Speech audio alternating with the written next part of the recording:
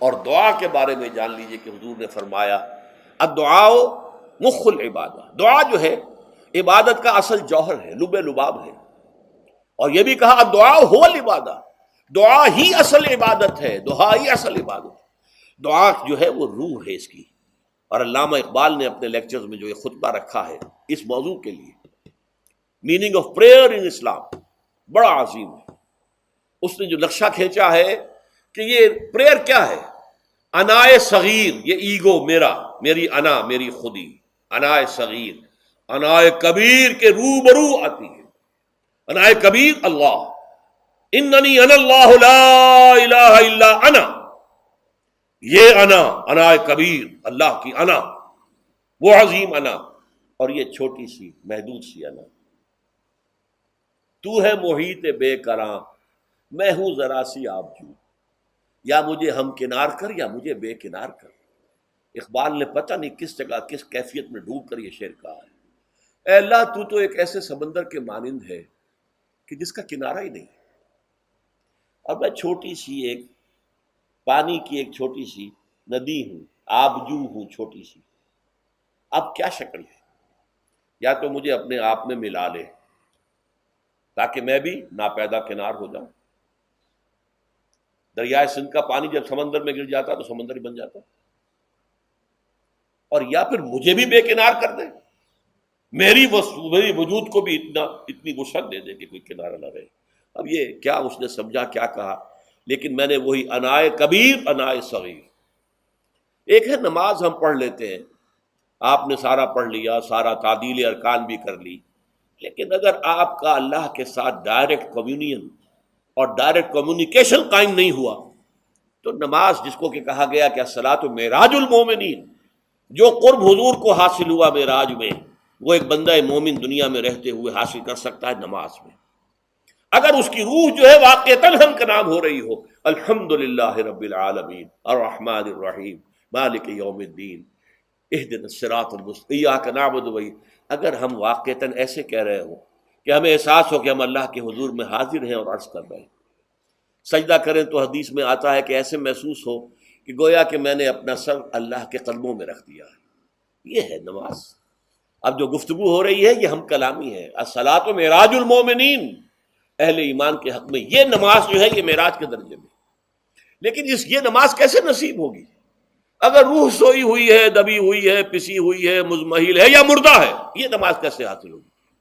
چاہے آپ پانچوں وقت کی نماز پڑھ رہے ہو، چاہے آپ نے ہیبٹ بنا لیا ہو نماز کو، چاہے خوش بھی ہو گیا ہو، لیکن یہ کہ جب تک وہ روح بیدار نہ ہو، جب تک ہم کلامی نہ ہو، افلاک سے آتا ہے نالوں کا جواب آخر، اٹھتے ہیں حجاب آخر، کرتے ہیں خطاب آخر، جب تک یہ نہ ہو۔ جیسے کہ میں ایک حدیث قدسی انشاءاللہ آج سناؤں گا سورہ فاتحہ کے ضمن میں، کہ اللہ تعالیٰ کے سامنے جب کھڑا ہو کر انسان جب کہتا ہے انی وجہت وجہی للذی فطر السماوات والارض حنیفا، دائیں بائیں سے بالکل اپنا تعلق کاٹ کر میں نے اپنا رخ کر لیا ہے اس اللہ کی طرف جس نے آسمانوں اور زمین کو پیدا کیا۔ اب یہ توجہ وجہ تو اگر یہ تو ہے چہرہ تو ہم نے کر دیا خانہ کعبہ کی طرف، اندر سے ہماری روح متوجہ نہیں ہوئی، وہ سوئی پڑی، اسے پتہ ہی کچھ نہیں کہ کیا ہو رہا ہے، تو اس صورت میں وہ کیا ہے؟ ظاہری بات تو پوری ہو گئی، نماز کا ثواب ہو جائے گا، فرض کی ادائیگی کا ثواب مل جائے گا، لیکن وہ اصل نماز تو حاصل نہیں ہوتی۔ یہ ہے وہ بات کہ وَإِذَا سَأَلَكَ عِبَادِي عَنِّي فَإِنِّي قَرِيبٌ، اے نبی جب میرے بندوں کی روحیں بیدار ہو جائیں، توانا ہو جائیں، حیات تازہ سے وہ ہم کنار ہو جائیں، اور پھر وہ میرے بارے میں پوچھیں، وہ میرا تقرب حاصل کرنا چاہتے ہیں، تو آپ سے پوچھیں تو کہیے میں قریب ہی ہوں۔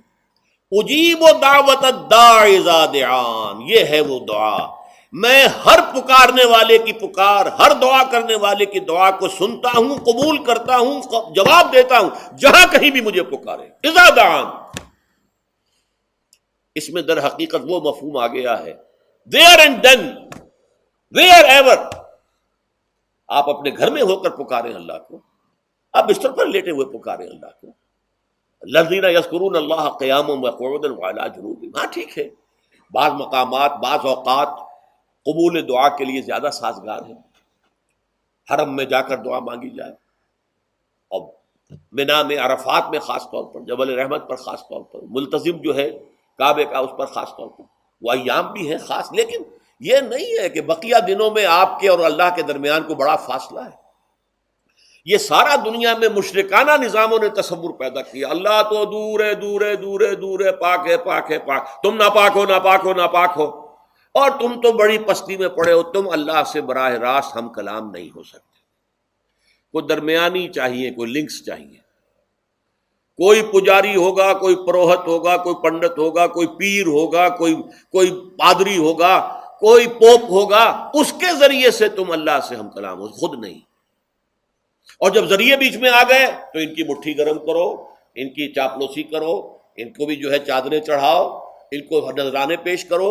یہ ہے بدترین ایکسپلائٹیشن جو مذہب کے ذریعے سے نوع انسانی کی ہوئی ہے۔ سمائے دنیا تک ہم نزول فرما لیتے ہیں تمہارے لیے، اور پکارنے والا پکارتا ہے، حل من مستغفر فاغفر اللہ، ہے کوئی استغفار کرنے والا کہ میں اسے بخش دوں؟ حل من سائل فاعطیہ، ہے کوئی مانگنے والا کہ میں اسے عطا کروں؟ تم ہی سوئے رہتے ہو، انٹا غفیر رہتے ہو، تمہیں ہماری طرف توجہ نہیں ہے۔ اگر ہماری طرف متوجہ ہو جاؤ تو جیسے کہ اقبال نے کہا کہ میرے لیے یہ دربان جو ہے، پیران کلیسا کو کلیسا سے اٹھا دو۔ کیوں خالق و مخلوق میں حائل رہے پردے، کہ اللہ کہتا ہے مجھ سے ہم کلام ہونے کے لیے کسی واسطے کی، کسی وسیلے کی کوئی حاجت نہیں، جب چاہو مجھ سے ہم کلام ہو جائے۔ ہاں ایک شرط ہے، فَلْيَسْتَجِيبُوا لِي، چاہیے کہ وہ میری بات بھی قبول کریں، میرے احکام کو تسلیم کریں، میرے فرامین کان سے کھول کر سنیں، ان پر دل سے عمل کریں۔ فَلْيَسْتَجِيبُوا لِي، یہ ون وے ٹریفک نہیں ہوگا کہ ہم تمہاری دعائیں قبول کریں اور تم ہماری باتوں سے پہلو تو ہی کرو، سنی انسنی کر دو، یہ نہیں ہوگا۔ یہ ایک ٹو وے تعلق ہے، جسے آج کل کہا جاتا ہے بائی لیٹرل تعلق ہے۔ بائی لیٹرل تعلق ہے اللہ اور بندے کے درمیان۔